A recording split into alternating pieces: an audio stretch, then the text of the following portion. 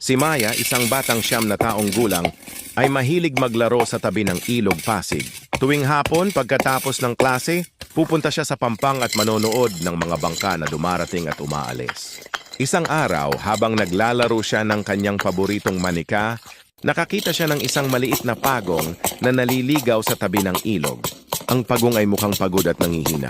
Kinuha ni Maya ang pagong at dahan-dahang inilagay ito sa isang maliit na kahon.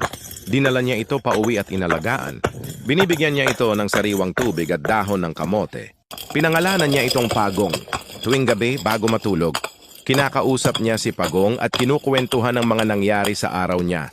Lumipas ang mga araw at linggo at unti-unting lumakas si Pagong. Naging malapit na sila ni Maya. Isang araw, napagpasyahan ni Maya na ibalik si Pagong sa ilog. Nalungkot siya pero alam niya na doon dapat nabibilang ang Pagong.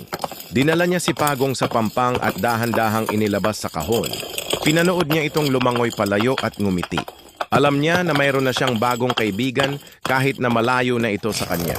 At tuwing hapon, pupunta pa rin si Maya sa pampang ng ilog Pasig. Dala ang kanyang manika at nanonood ng mga bangka at inaalala ang kanyang kaibigang Pagong.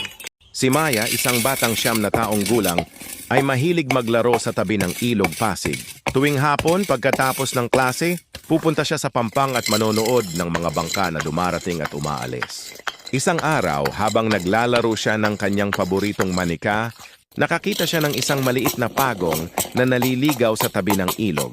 Ang pagong ay mukhang pagod at nangihina. Kinuha ni Maya ang pagong at dahan-dahang inilagay ito sa isang maliit na kahon. Dinala niya ito pauwi at inalagaan.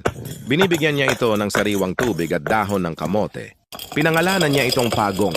Tuwing gabi, bago matulog, kinakausap niya si Pagong at kinukuwentuhan ng mga nangyari sa araw niya. Lumipas ang mga araw at linggo at unti-unting lumakas si Pagong. Naging malapit na sila ni Maya. Isang araw, napagpasyahan ni Maya na ibalik si Pagong sa ilog.